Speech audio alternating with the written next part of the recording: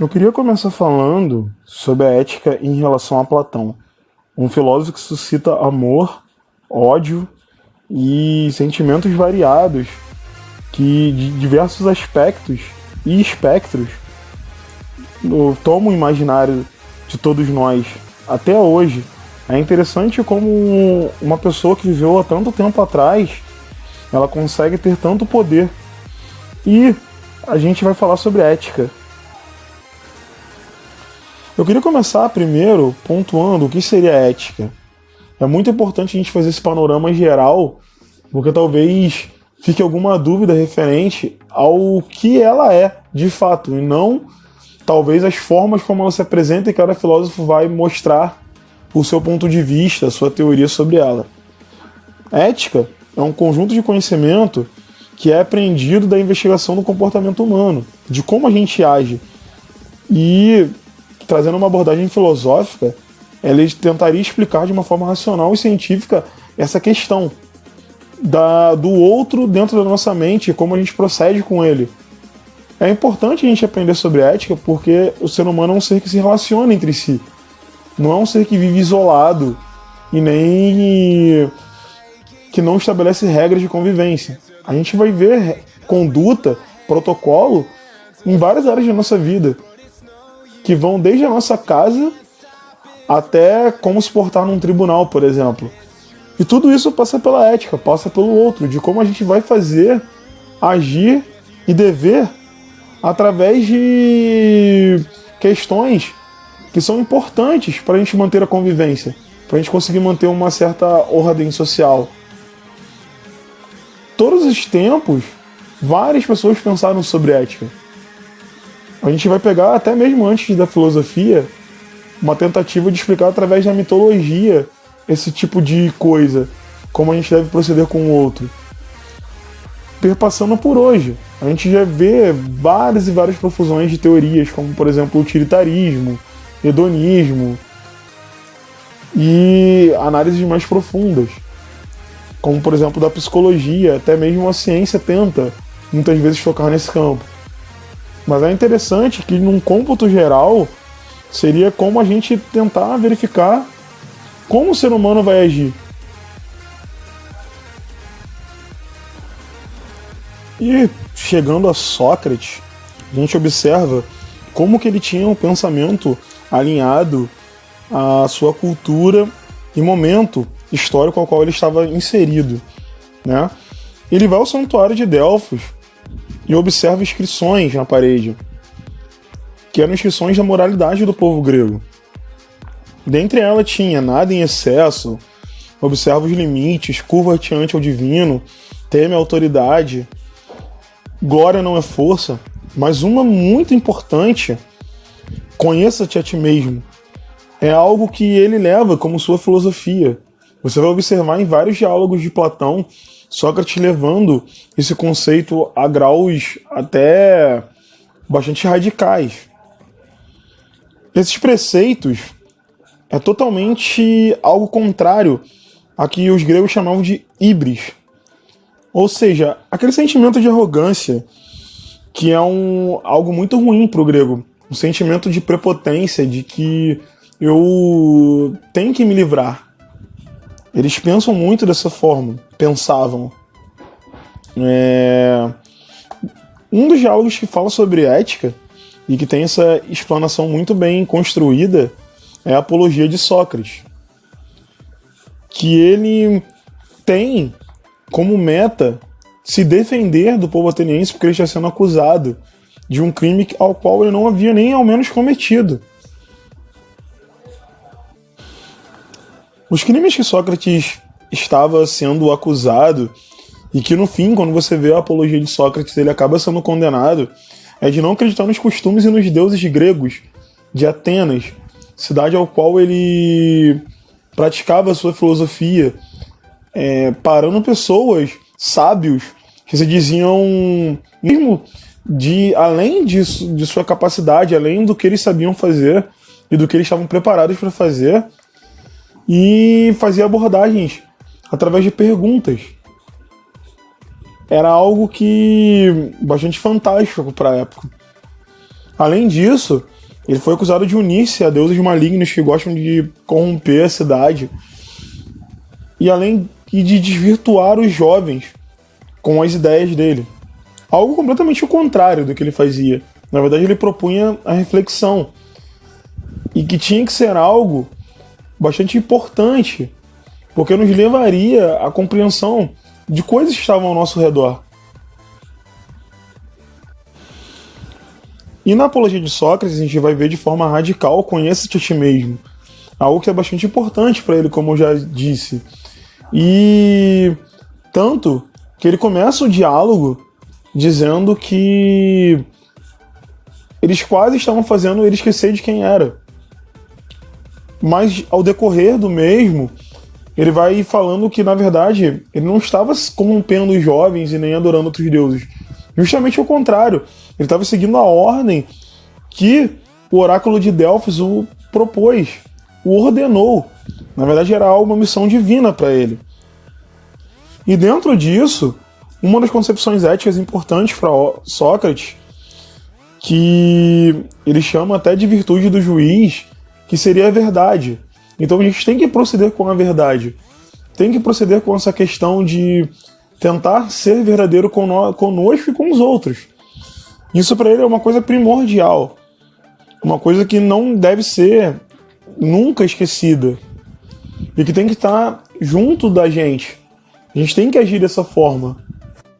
Então, nesse quesito, Sócrates era bastante veemente contra a arrogância, contra você ser o dono da verdade e, inclusive, de querer influenciar coisas que você não sabe.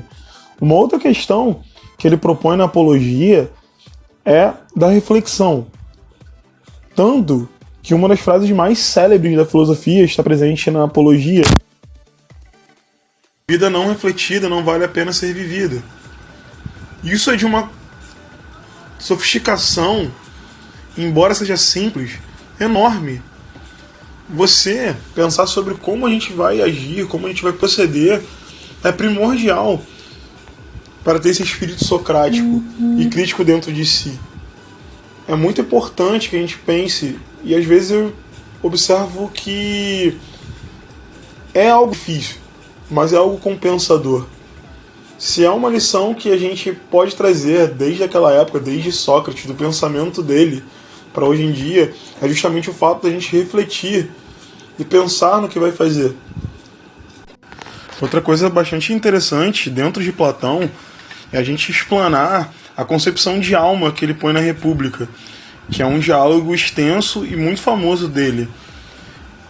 Além de vários temas como justiça e como se portar na cidade sendo líder, ele põe a concepção de alma como sendo um cocheiro conduzindo uma carruagem com 2 cavalos, um completamente agradável e dócil, que guia ele para o caminho da onde ele quer, e outro que é bastante irritado e louco, cedendo a impulsos e não obedecendo suas ordens. O que ele quis dizer com isso? Que na verdade a nossa mente, a nossa alma, ela tem 2 partes. Uma completamente racional e que nos guiaria a caminhos corretos, e outra completamente louca, voltada às paixões. Então, para Platão, a gente deve agir sempre buscando a racionalidade. Se a gente der voz aos sentimentos para ele, esse sentimento de loucura, esse sentimento que nos leva a lugares que muitas vezes nós mesmos nem queremos ir, a gente vai agir de uma forma que não é o que ele consideraria correto, o que ele consideraria virtuoso. Então é interessante, fazendo um resumo geral sobre Platão e Sócrates, é que eles consideram que a reflexão e a sabedoria são ingredientes importantíssimos para a gente agir de uma forma ética. Olá a todos, sejam bem-vindos a mais um episódio do Liceu Podcast. Opa, eu não tô no meu podcast. Perdão, mil perdões, eu não queria cometer esse erro.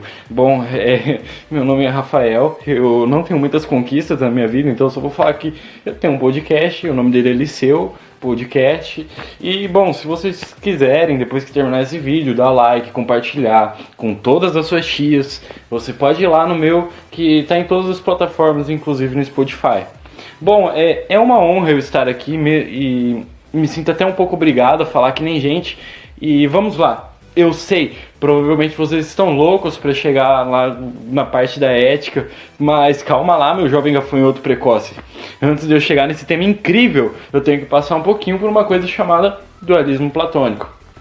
Bom, amigão, segundo o dualismo platônico, o ser ele é composto basicamente por duas substâncias, o corpo e a alma. Sendo o corpo, então, responsável pelos desejos e as paixões da alma, e a alma ela é responsável pela consciência e pela razão. Para ficar um pouco mais fácil de entender, pense que o corpo é responsável, vulgo culpado, pela música Vai Malandra, e a alma é responsável pela música Capricho 24 do Nicola Paganini. Bom, naturalmente Platão vê a alma como superior ao corpo, eu não preciso nem justificar o porquê, né? Bom, posto isso, nós podemos começar a falar um pouco sobre o pensamento platônico sobre a ética. E eu quero que você, meu amado ouvinte, que já deixou seu like, apertou seu sininho, verificou a inscrição, saiba do que cargas d'água eu estou falando. Então, eu vou ter que continuar contextualizando, um pouco aqui. E, bom, uma coisa muito interessante que eu queria falar é que para os gregos antigos a ética estava, pasmem, ligada à política. Estritamente ligado à política. Lá, um sujeito moral não era entendido de modo individual, mas ele era entendido como um membro de um corpo coletivo. Sendo assim, o ser humano ele não consegue caminhar sozinho rumo à busca pela felicidade, mas ele faz uma caminhada, cursando sempre um trajeto coletivo, pensando no bem da cidade, pensando no bem da polis. E sim, é nesse momento que eu tenho que parar tudo que eu estava fazendo, sentar um pouquinho e falar assim, calma, Ancap, Platão não era socialista.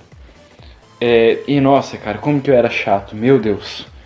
Bom, antes de eu voltar aqui, eu queria dizer uma coisa, não importa quais ideais você defenda, seja sensato e não seja chato, porque de gente chata, o meu quarto já tá cheio. Enfim, perdão pelo desabafo. Em Platão a gente pode fazer uma correlação muito interessante entre a ética e o conhecimento. As virtudes são correlacionadas à sabedoria, ao conhecimento, ao entender. E o porquê disso é facilmente explicado quando a gente entende que o que o vício é, que é extremamente o oposto das virtudes.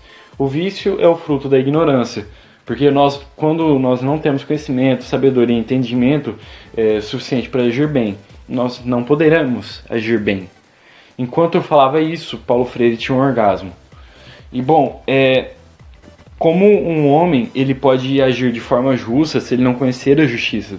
Esse é um questionamento muito importante feito pela persona socrática que vai permear durante o livro inteiro. E outra coisa interessante que eu preciso falar aqui para vocês continuarem entendendo, eu tô achando que essa linha de raciocínio está começando a florescer na sua cabeça. Platão ele dividia a alma em três, uma era racional emisis, a outra era irracível e a última era a alma apetitiva. E não tem nada a ver com Jacan.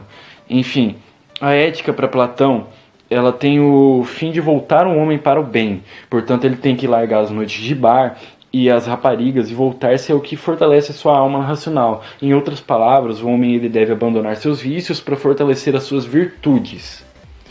Deste modo, o indivíduo ético para Platão, ele é aquele brother que alcança o autocontrole. E o autocontrole em si nada é mais do que a harmonia das naturezas do homem. Isso só pode ser alcançado por meio da racionalidade em si. E cara, eu tô falando isso, meu caro ouvinte, porque para Platão as pessoas elas só podem tomar boas decisões quando a sua alma racional fala mais alto do que qualquer outra coisa, quando o seu eu racional é o que está sendo representado ali. E sim, parece que ele descobriu a América falando isso. Não é nem um pouco óbvio. Mas enfim, permanecendo na questão da justiça, Platão ele discorre sobre uma cidade ideal, utópica, dividida entre três classes, basicamente. Não é rico, pobre, classe média. São classes, cada uma representando a natureza do indivíduo. E nós entendemos que para Platão a justiça na cidade ela ocorre quando as partes estão em harmonia entre si.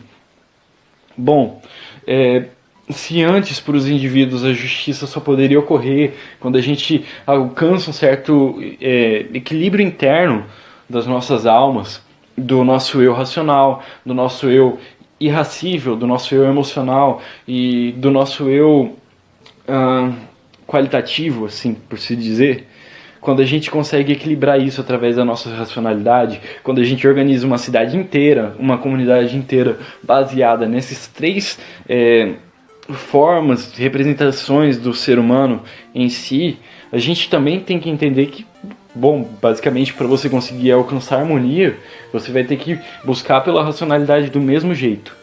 E, bom, se antes para os indivíduos a justiça só poderia ocorrer quando alcançado um certo equilíbrio interno através da racionalidade, agora na cidade isso também ocorre e a gente vai ver isso sendo cristalizado por Platão quando ele afirma que para que haja justiça é necessário que o rei seja filósofo ou que o filósofo seja rei. E cara, eu sei que essa afirmação é muito conveniente pra caramba. E tu deve estar pensando assim, o maluco queria poder. Mas nós vamos continuar aqui, afinal de contas, senhoras e senhores, o negócio vai ficar bem quente agora. Bom, para que um rei seja apto a governar com uma certa justiça, é necessário que ele possa conhecer e livrar-se da ignorância. Portanto, a educação filosófica é necessária, porque só a educação capacita o governante a contemplar a ideia do bem. É importante lembrar que a definição que Sócrates dá para a ignorância é que achar que você sabe de algo, porém você não sabe de fato sobre aquilo. Portanto, para a gente conseguir alcançar o equilíbrio e a racionalidade, a gente precisa primeiro, antes de tudo, limpar tudo que a gente não sabe, reconhecer tudo que a gente desconhece, reconhecer tudo que a gente acha que é, mas de fato não é, e que a Terra não é plana, caramba. E reconhecer a nossa própria ignorância em si. Porque a ignorância, o não saber, o desconhecer é o que nos atrapalha de chegar à justiça, é o que nos atrapalha de chegar à bondade em si. E, bom, agora a gente já está praticamente com os pés dentro da alegoria da caverna. E já que a gente já está quase lá, antes eu só queria falar uma coisa para vocês. Eu só queria dizer que, bom, na verdade não tem nada a ver, eu vou quebrar pra caramba a minha narrativa agora, mas uma coisa que eu achei interessante foi que no meu curso de cinema o professor ele pegou e falou assim que basicamente Matrix e o show de Truman são duas alegorias à alegoria da caverna. E isso abriu minha mente, mas enfim. Sim, vocês já devem ter reparado isso e achado óbvio, mas me perdi aqui. Bom, aqui a gente já está falando dos livros 6 e 7 e a gente pode destacar as três símiles de Platão e cada uma vai agregando conceitos muito importantes até chegar na última.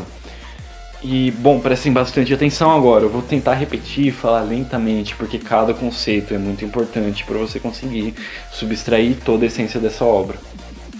Resumindo bastante, a primeira símile é a símile da linha. Imagine uma linha que ela é dividida em duas partes. E essas duas partes representam cada um dois planos da realidade. Um plano é o plano sensível, é o plano da mudança, onde os seres se mudam na medida que o fazem. Eles não têm uma identidade verdadeira, uma identidade própria, mas eles apenas participam da sua verdadeira identidade. Mas a sua identidade verdadeira ela está em outro plano, que é o plano inteligível. Bugou? Ficou difícil de entender agora? Bom, eu vou tentar facilitar para vocês. É como se a gente tivesse uma partida de GTA San Andreas, onde o CJ age constantemente, mas quem o controla não está e não pertence necessariamente ao mundo de Los Santos. Você é o verdadeiro CJ, em última análise. Você controla suas ações e suas direções. Trazendo esse conceito para o mundo real, você é a sua alma. Ou, para a galerinha que é mais moderninha, você é a sua mente. Bom, é preciso percorrer todos os níveis, tanto do ser enquanto consciência, tanto do ser físico, para você conseguir chegar ao máximo do entendimento, que é a ideia do bem. E o conceito que eu vou falar agora basicamente descreve todo o processo de todo mundo que absorve o máximo da mise-en-scène, que é, bom, imagine uma bela pintura. Eu olho para ela e eu entendo que ela é uma pintura. Agora eu olho para essa pintura e eu descrevo ela. Passamos agora então do plano sensível para o plano inteligível, quando eu olho para ela e a partir desse momento que eu olho para ela eu tento entender ela. O que me faz perguntar o que torna ela bela. E nesse momento a beleza deixa de se ater às cores de um quadro e passa a ser todo o conceito por trás da obra, todos os significados que você pode extrair daquilo. E bom, são os 4 níveis de entendimento: o conhecimento das imagens, um conhecimento um pouco mais profundo das imagens, que é a opinião. Após isso a gente entra no plano inteligível, que é a razão discursiva e a interlexão. E agora guarda tudo isso que eu disse para a segunda símile. Bom, agora a gente vai falar sobre o Sol. Eu não posso definir muito bem o que é o bem em si, mas eu posso falar do filho do bem, e o filho do bem é o Sol. O que é o Sol para o mundo sensível é o bem para o mundo inteligível. O bem é a fonte de crescimento, manutenção de todas as coisas, e o bem é aquilo que dá unidade e inteligibilidade às ideias. O bem em si é a própria luz, o bem em si é a própria verdade. Bom, por favor, mantenham constantemente os conceitos que eu acabei de falar na sua mente, e eu recomendo que você até volte um pouco no vídeo e escute novamente, caso você não tenha entendido. E desculpa, gente, eu tô falando desse jeito porque eu tô acostumado a falar pro meu público, e meu público é burro. Então, imaginem uma caverna onde há homens presos, e eles estão presos desde criança, de costas para a saída, eles não podem mexer o seu pescoço, e eles não podem ver nada além das sombras distorcidas que são projetadas no teto. Com o tempo, esses homens começaram a assimilar as sombras como se elas fossem a própria realidade. E, bom, um dia, um desses homens ele se liberta das suas correntes e ele consegue sair da caverna. Quando ele sai, de início, a luz do sol ele incomoda muito ele, incomoda a sua retina, mas logo depois disso ele consegue se acostumar com a luz do sol. E ele consegue ver a paisagem e ele contempla um mundo completamente diferente do que ele estava acostumado, do que ele estava condicionado. E bom, Sócrates, ele, em sua narrativa, ele ainda imagina que esse homem, depois dele vislumbrar aquela liberdade, depois dele vislumbrar aquilo que realmente era realidade, o mundo verdadeiramente real, ele volta para a caverna. E esse homem, ele tentaria libertar seus outros companheiros, mas daí seus companheiros os matariam porque ele ousou questionar o que acreditou ser a verdade, o que eles acreditaram ser a verdade. Ou seja, bom, antes de eu falar que o sol representa a verdade, que as sombras representam os ruídos em nós e causados pela nossa percepção rasa, que a gente toma como, a gente toma certos preceitos como verdade, e que a caverna em si, ela já representa um mundo sensível. Eu queria lembrar que o verdadeiro Sócrates, ele tinha morrido há 15 anos atrás, antes desse livro ser escrito, e Platão, que era o seu discípulo, ele deu uma alfinetada na galera aí, beijinho no ombro. Bom, galera, eu posso passar horas e horas, anos e anos, na verdade, falando aqui sobre, mas não dá. Desculpa, eu tenho que dar espaço e chance pro resto do pessoal falar, né? E nós buscamos a paz. A paz, ela só pode ser alcançada, eu sei, parece papo de coach quântico aqui, mas a paz, ela só pode ser alcançada com a justiça. E a justiça nada mais é do que resultado da perfeita harmonia do nosso eu enquanto racional. E bom, nesse livro, cara, além de muitas coisas, Platão, ele caracteriza talvez o que seja esperança, que ficou guardada na nossa caixinha de Pandora interior, que é justamente aquilo que nos difere dos outros animais, é a consciência. Mais especificamente, o desenvolvimento do nosso intelecto. E cara, quantos conflitos não seriam evitados se você soubesse no passado o que você sabe hoje, cara? Quanto esforço inútil não seria poupado se você conhecesse realmente seus desejos e sua natureza carnal? A conclusão que eu tiro disso é que nós somos tiranos de nós mesmos, escravos de nosso próprio desejo, até que a gente consiga sair da nossa caverna. E eu encerro aqui afirmando que, cara, é impossível a gente agir de maneira justa sem conhecer a justiça. É impossível a gente conhecer algo sem admitir antes a própria ignorância. E Platão, em sua busca infinita pelo conhecimento, ele chegou e ele encontrou a ignorância e se tornou sábio. E você? Você sabe o que é justiça?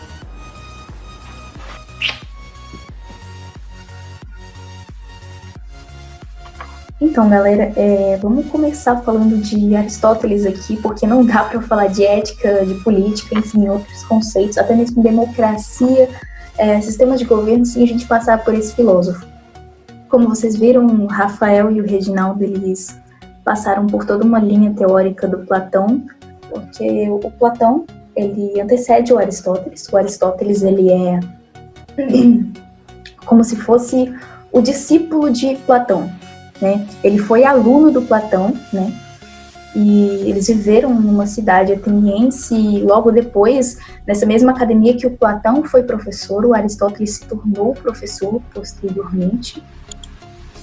Então, vamos lá. Primeiramente, a gente pode falar sobre a distinção entre ética e moral. Primeiro que a ética, ela não se trata de um conceito universal, mas ela também não é um conceito individual.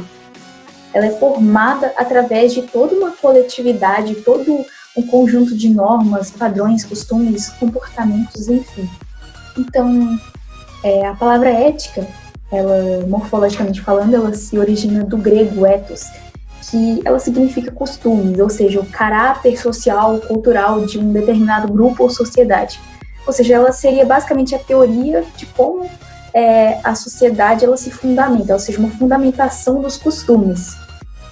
Ou seja, então é uma espécie de síntese da forma como o ser humano age. Então, cientificamente falando, né, essa definição, ela, segundo o Vasquez, né, ela é a ciência do comportamento moral dos homens em sociedade. E a partir dela a gente começa a entender as leis, né, os métodos políticos, enfim. Agora a moral, né, a moral e a ética, claro, se relacionam, apesar de não ser a mesma coisa. A moral, ela é simplesmente o conjunto de comportamentos, né, que tem na sociedade, o conjunto de comportamentos, da forma como a gente pensa, enfim.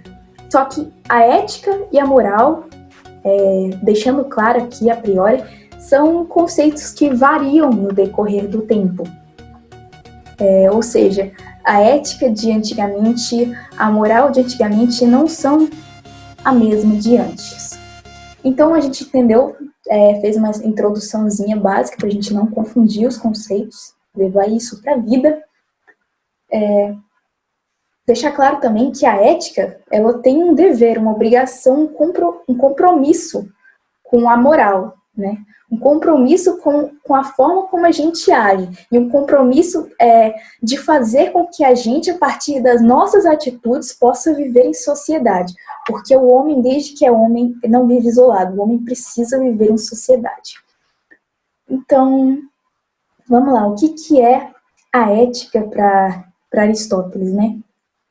A ética seria, para Aristóteles, a lei interna que faz com que a gente tenha um objetivo.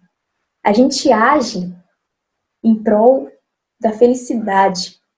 Ou seja, a eudaimonia do Aristóteles, ela é simplesmente a gente agir de acordo com esse objetivo, e o objetivo maior de todos e qualquer seres humanos seria a felicidade.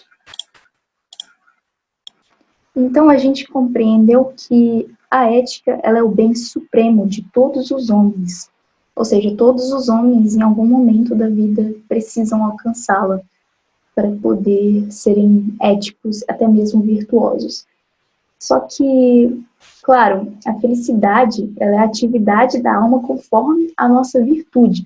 Ou seja, a gente precisa achar ações que possam nos permitir alcançar essas virtudes para a gente ser feliz.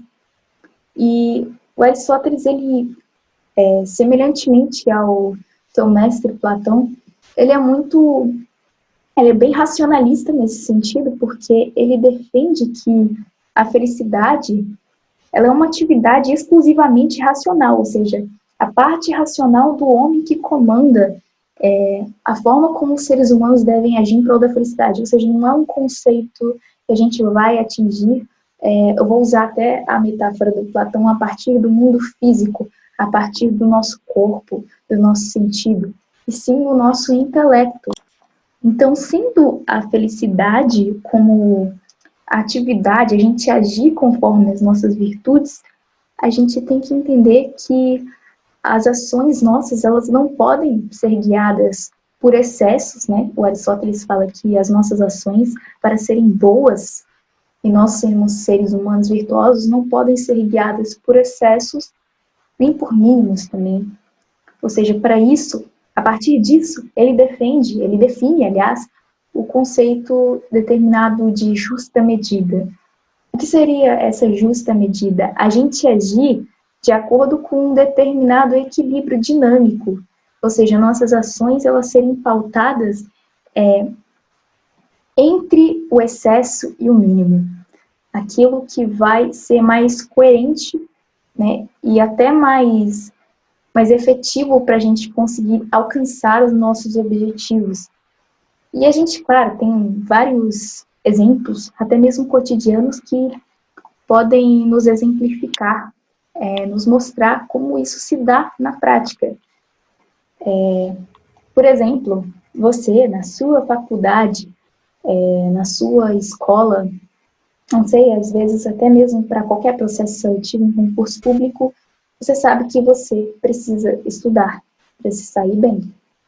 Mas você sabe também que se você estudar uma coisa de 15 horas por dia, de até mais de 12 horas, que é o acima do limite saudável recomendado para um ser humano, você vai ficar exausto, você vai ter problemas físicos, mentais, e que por mais que você esteja dando duro para atingir isso, você não vai alcançar de uma forma efetiva. Você pode até alcançar, mas você vai ter alguns problemas futuros. Mas você também sabe que se você se dedicar somente meia hora, 1 hora por dia, você também vai estar bem longe do seu objetivo, que é um tempo bastante pequeno. Então você se vê na necessidade de atingir um equilíbrio, de atingir um meio termo, de se utilizar de um meio termo, aliás. Então, você define como padrão de estudo diário um período de 6 horas. 6 horas. Aí, você, dessa forma, um tempo equilibrado entre os excessos e os mínimos, você encontra nisso um meio para você atingir o seu objetivo, que é se dar bem nessa determinada prova, ter um futuro brilhante. Então, essas virtudes humanas que eu acabei de descrever aqui, elas não podem vir de outra forma, elas não podem ser adquiridas senão pelo nosso exercício constante e cotidiano, pelos nossos hábitos, em prol da gente atingir os nossos objetivos. Ou seja, todas essas faculdades, elas têm que visar o bem agir, e esse bem agir deve estar dentro daquilo que eu denominei justa medida, para a gente alcançar a felicidade de uma forma equilibrada. Então, com isso, a gente deduz que as nossas virtudes éticas e morais, elas não podem ser atingidas por excessos, nem por mínimos. Ou seja, por isso, a gente tem que agir de acordo com a busca pelo equilíbrio, porque senão os nossos objetivos serão degradados. Então, já que a gente falou de toda essa parte ética do Aristóteles, que é a ciência que visa entender o comportamento humano, e claro, para Aristóteles, agir em busca pela felicidade, vamos falar agora sobre a política. Mas antes de falar de política, é bom a gente entender um conceito que se chama de justiça. E justiça, né, é um conceito que deriva do Aristóteles na medida que é um meio necessário para que todos nós possamos viver em equilíbrio, para que todos nós, a partir da nossa autossuficiência capacitativa de viver em grupo, possamos construir leis, possamos construir formas de conviver em sociedade, até códigos jurídicos complexos, para, enfim, a gente se articular como grupo. Porque, como eu falei anteriormente, nós somos seres que precisamos viver em sociedade. E nisso, o Aristóteles deixa claro, quando ele vai falar de política, que o homem, ele é um animal político. E o que ele quis dizer com isso? Não, ele não quis dizer que os homens, eles têm que virar senadores, deputados, políticos, governantes, enfim. Ele quis dizer que o homem é um ser coletivo. Ou seja, o homem, ele desde que é homem, ele nasceu para viver em comunidade.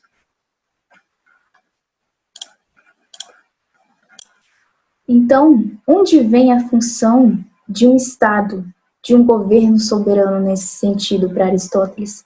A função dele vem ser garantir a justiça a todos os cidadãos. Ou seja, o Estado, ele age em prol de garantir, tornar possível os meios para que os cidadãos eles possam viver de acordo com essa relação de justiça. Então, o governo, ele não pertence necessariamente aos homens, mas sim às leis, porque todos os homens, para conseguir viver em sociedade, eles precisam se articular dentro dessas leis. Mas aí vocês devem estar se perguntando, claro, de onde que nasceu, não necessariamente que nasceu a justiça, mas a historinha, né? A historinha como a gente conta sobre a justiça. Vem lá do mito de Prometeu, na época da filosofia antiga, que falava, sobre as confusões da família Meteu. Aí vem os deuses Prometeu, Epimeteu, enfim. Eles estavam em busca de distribuir virtudes aos seres humanos. E uma dessas virtudes era, a justiça. Aí, o Prometeu, ele perguntou a Zeus, que é um deus grego bem conhecido, ele falou, cara, como eu distribuo a justiça? O Zeus falou, muito simples, isso é bem óbvio, na verdade, porque se você distribuir mais dessa virtude a um grupo de cidadãos ou a um só, os que são desprovidos dessa virtude irão matar os que têm essa. Por quê? Porque simplesmente eles não têm, se você não distribui igualitariamente a justiça, essa não passa a ser uma virtude, um direito, e sim um privilégio, o que determinaria o caos da polis, o caos de todas as cidades. Então, a gente vê que a política ela está totalmente atrelada à noção de justiça. E a noção de política vem justamente do que eu falei, da polis. O que significa isso?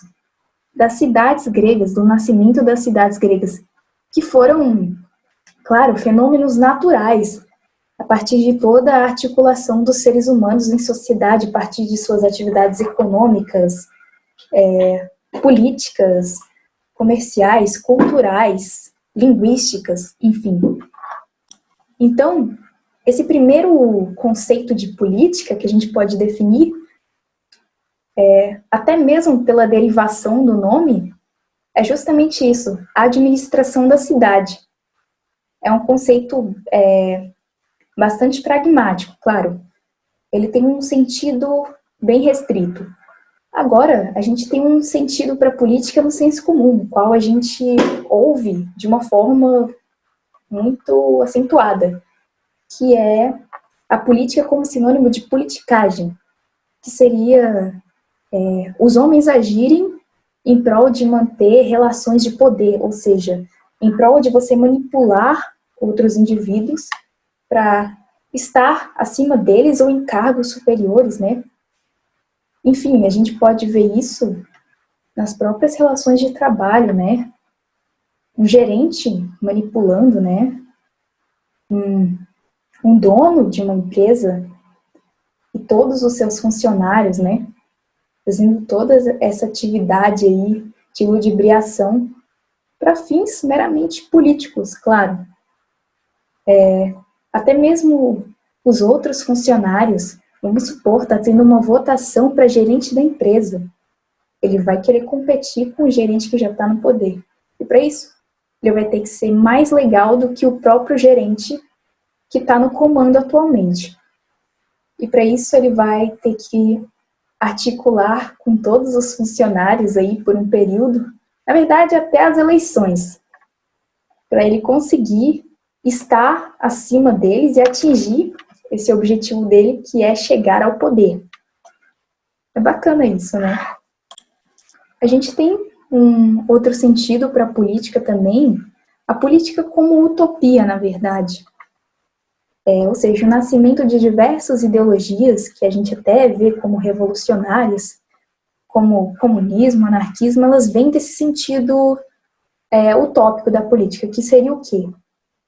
A política como um modelo de sociedade a ser formulado a partir das relações já existentes. Claro, esse modelo nem sempre tem que condizer com tudo que existe, mas, enfim, a política como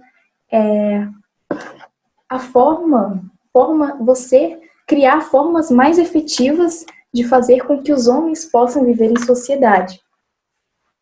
Aí tem a política, né, com um sentido até mais acadêmico. Seria o estudo das formas de governo. Ou seja, o estudo da democracia, o estudo da monarquia. Então, o Aristóteles vai formular 3 sistemas de governo sobre os quais a gente conhece bastante até. O primeiro deles é a monarquia. Como sabemos, a monarquia é uma forma de governo em que uma pessoa só detém o poder, seja lá ele porque foi herdado por Deus, ou herdado até mesmo por sucessão familiar. E esse governante, ele tem um dever moral de garantir o bem da nação, de prezar pela distribuição, né, da justiça, das virtudes entre os cidadãos. Só que o Aristóteles, ele também elaborou a forma degenerada desse sistema de governo, que a forma degenerada da monarquia seria a tirania. A tirania, né, como forma degenerada, ela é quando o governante ele manipula os seus governados em prol de benefícios próprios. Ou seja, é quando o governante ele não está cumprindo a sua devida função. Então, a tirania ela seria a forma não ideal da monarquia, sendo essa uma forma de governo em que um só governante detém o poder absoluto. Há também a forma de governo denominada de aristocracia, o nome, claro, em homenagem a Aristóteles, em que um pequeno grupo de indivíduos ele está responsável por sua gestão local, né? Só que a aristocracia ela seria a forma pura de governo, né? Enquanto a sua forma degenerada seria a oligarquia. E quando a gente pensa em oligarquia, a gente direto associa a República Velha do Brasil, e tá certa essa associação porque era um sistema de governo, né, da República, em que os coronéis, né, aqueles grandes proprietários de terra que estavam no controle das decisões políticas, sobretudo nos estados de São Paulo, do Rio de Janeiro, aí vem a parte histórica de que como São Paulo era produtor de café e Minas de leite, ficou essa política chamada de café com leite, em que os coronéis desses estados revezavam o poder entre si e manipulavam as decisões locais e, além das decisões locais, as decisões nacionais, ou seja, uma forma de governo em que, em vez desses poucos indivíduos se articularem para um bem da comunidade de forma geral, eles se articulam apenas para manipular os interesses individuais. A gente via, por exemplo, ali o voto de Cabresto, né, em que os coronéis, eles basicamente puxavam uma cordinha no pescoço dos governantes e andavam com eles como cachorrinhos, né, e levava eles na urna para votar. Ou seja, era um modelo de voto que era aberto. Ou seja, uma forma de governo degenerada, né, por todos esses fatores aí que eu falei. E também há uma outra forma de governo que o Aristóteles elaborou, chamada de politeia. Politeia, né, ele denominou assim, né, porque era um nome grego, né. É uma forma de governo em que diversos indivíduos mantêm o poder, né. Aí a gente pega um gancho com a democracia, que a democracia, na visão do Aristóteles, claro, seria a forma degenerada da politeia, porque é uma forma de governo, claro, em que muitos ainda têm o poder de governar, muitos ainda têm, ou seja, o poder de decisão eleitoral está nas mãos do povo, mas o problema está no fato de que os governantes, eles não governam para todo mundo, eles governam apenas para uma parcela da população. Ou seja, é um modelo de governo degenerado porque os governantes, eles ludibriam as camadas, sobretudo as mais pobres, apenas para conseguir voto e conseguir poder, status, enfim. Claro, o Aristóteles, como é de outra época, não tinha uma visão boa da democracia igual a gente tem de modo geral. Então, esse foi o nosso podcast sobre ética e política na visão do Platão, do Aristóteles. Tentamos trazer o assunto de uma forma bem sintética, mas ao mesmo tempo bastante abrangente, que pode complementar os seus estudos, enfim. E a gente espera que nós tenhamos sido bastante promissores nisso e que vocês gostem. Até os próximos episódios. Till I can't no more.